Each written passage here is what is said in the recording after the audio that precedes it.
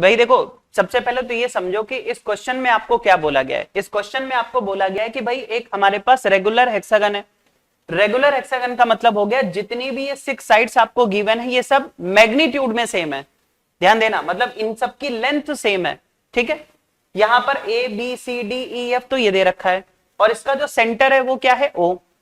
अब हमें ये बोला गया है कि अगर हम ए बी वेक्टर, फिर अगला क्या है ए सी वेक्टर, फिर ए डी वेक्टर, मतलब देखो आप क्या कर रहे हो यहां पर, आप ए से बी जा रहे हो एक वेक्टर मिला, ए से सी जा रहे हो दूसरा वेक्टर, ए से डी जा रहे हो, मतलब ए से ही जाना है। तो बताओ अच्छा, ए बी वेक्टर का मतलब क्या है, ए बी वेक्टर का मतलब क्या होगा। अगर हम इसको ऐसे देखें, समझना जरा,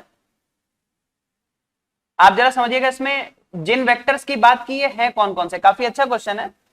तो देखो, जब इन्होंने बोला ए बी वेक्टर, मतलब ए से स्टार्ट होके बी पे एंड हो जाए, यही तो है ना भाई। ए बी वेक्टर का मतलब क्या है, जो ए से स्टार्ट होके बी पे एंड हो जाए, तो क्या यही ए बी वेक्टर होगा। अब ये बोल रहे हैं ए सी वेक्टर, मतलब कि ए से स्टार्ट होके और सी पर एंड हो, बोलो यही है ना। फिर ए डी वेक्टर, मतलब ए से स्टार्ट होके डी पर एंड हो। ए ई वेक्टर मतलब ए से स्टार्ट होके ई पर एंड हो, और ए एफ का मतलब ए से स्टार्ट होके एफ पर एंड हो। तो इन सभी वेक्टर्स को ऐड करना है, लेकिन कैसे ऐड करना है कि उसमें ओडी आना चाहिए। अब देखो तरीका क्या होगा, मतलब हम क्या चाहते हैं इसमें, समझना जरा, हम चाहते हैं ओ यूज हो। ठीक है, तो मैंने आपको क्या बताया, ध्यान से सुनो। अगर मैं ए से बी जाना चाहता हूं तो इसका एक ऑल्टरनेटिव मेथड मेरे पास है। क्या, ए से बी जाने का एक तरीका यह है कि डायरेक्ट चले जाओ, और ए से बी जाने का एक तरीका मेरे पास है कि मैं पहले ए से ओ जाऊं फिर ओ से बी आ जाऊं।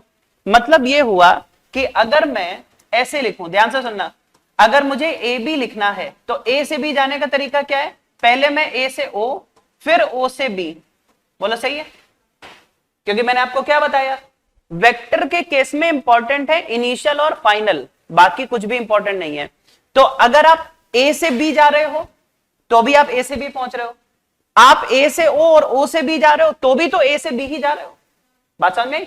अब जरा इसी तरह सबको लिखो, बताओ अगर मैं ए सी लिखूं तो क्या लिखूंगा, ए से मैं पहले ओ जाऊंगा फिर ओ से सी पहुंच जाऊंगा, सही है।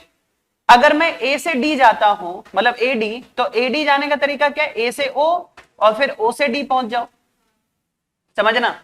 फिर ए से ई, बताओ ए वेक्टर को क्या लिख सकते हैं, ए से ओ और ओ से ई।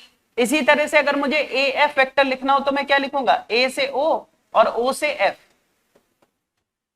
इस तरीके से मैं हर बार ओ यूज कर सकता हूं ताकि मेरा आंसर उस फॉर्म में आए।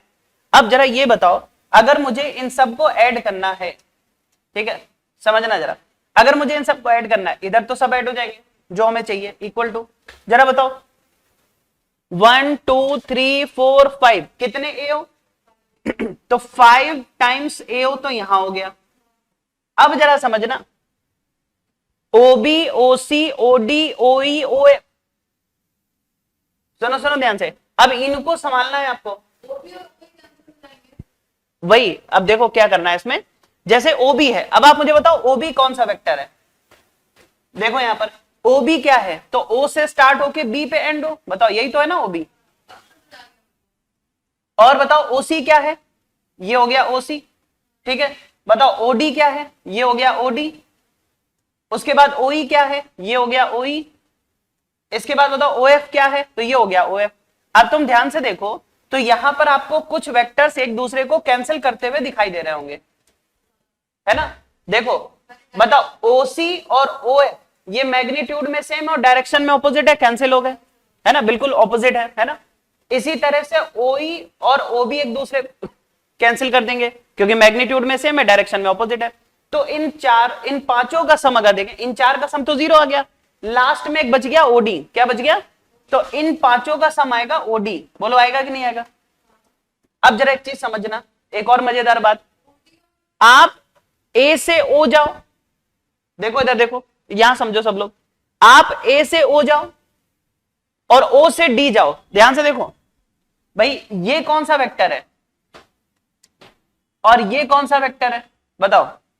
तो ये है ए से ओ और ये है ओ से डी। आप बताओ क्या दोनों की डायरेक्शन सेम है, क्या दोनों के मैग्नीट्यूड सेम है, तो वे दोनों वेक्टर सेम हुए।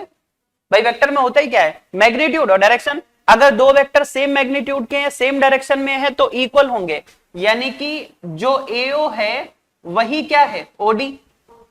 यानी कि मैं आंसर में ओडी लाना चाहता हूं, तो क्या मैं एओ की जगह ओडी लिख सकता हूं? तो जरा आप मुझे ये बताओ, 5 ओडी और ओडी कितना हो गया, 6 ओडी। तो मुझसे पूछा गया था एन कितना होगा, बताओ एन की वैल्यू यहां पर कितनी हो गई, 6 हो गई। तो इसका आंसर है 6। ठीक है।